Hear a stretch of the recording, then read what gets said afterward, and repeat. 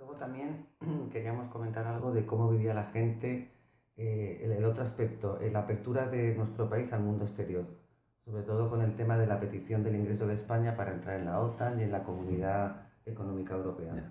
Bueno, la entrada de España en la OTAN ya estaba en aquellos tiempos plasmándose.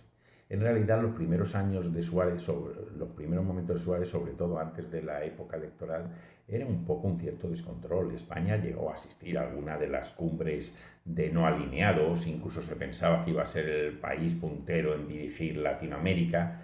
Había gente que ya se daba cuenta que la entrada de España en la OTAN, desaparecido el franquismo, ya era cuestión de tiempo. De hecho, al final del franquismo muchas multinacionales ya ponen sus empresas en España pensando en estar aquí antes de que se abran las fronteras. La entrada en Europa para España era la modernidad. El Ya Somos Europa era una especie de equivalente al Ya Somos Modernos.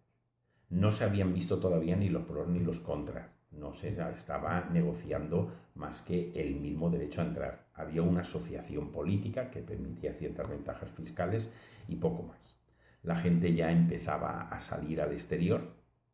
En muchos casos había desaparecido ya esas salidas típicas del final del franquismo. Ya no se iba al exterior pues para ver películas como la época del último tango, que las hacían en español en Perpiñán. ¿eh?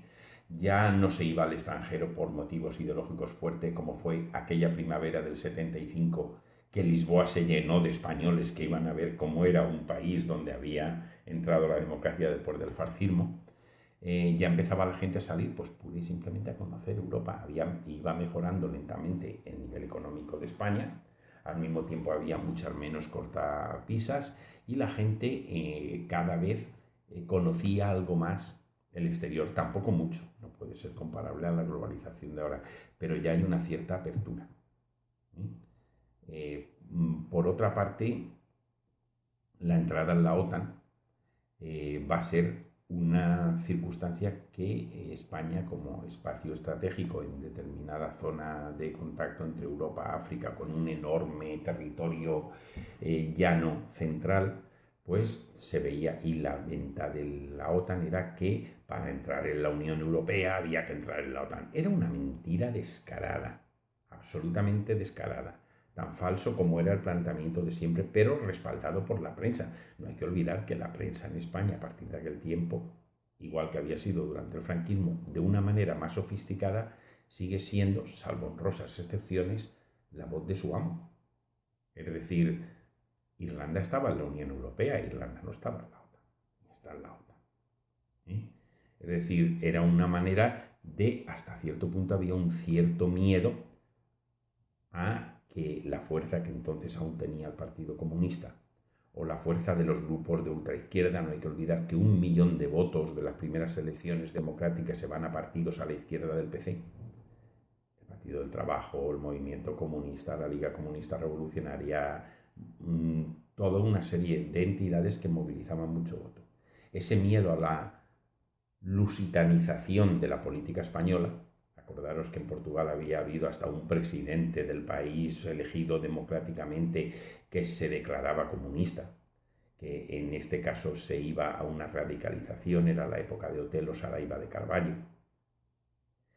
Había un cierto miedo a la mejor manera de hacerle que volviera al redil y no salirse demasiado de una imagen de país vinculado a la Europa occidental y por lo tanto al servicio de Estados Unidos, donde había en aquellos tiempos 4 bases norteamericanas, ¿eh?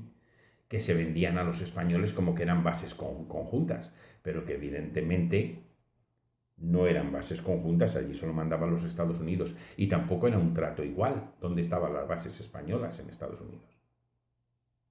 Es decir, se trataba de afianzar dentro de lo posible un país y que fuera dentro de las bases de las democracias convencionales burguesas que en aquellos tiempos estaban triunfando y que desde luego en España estaban dirigiendo los dos grandes países, los dos grandes partidos, tanto la UCD como el PSOE.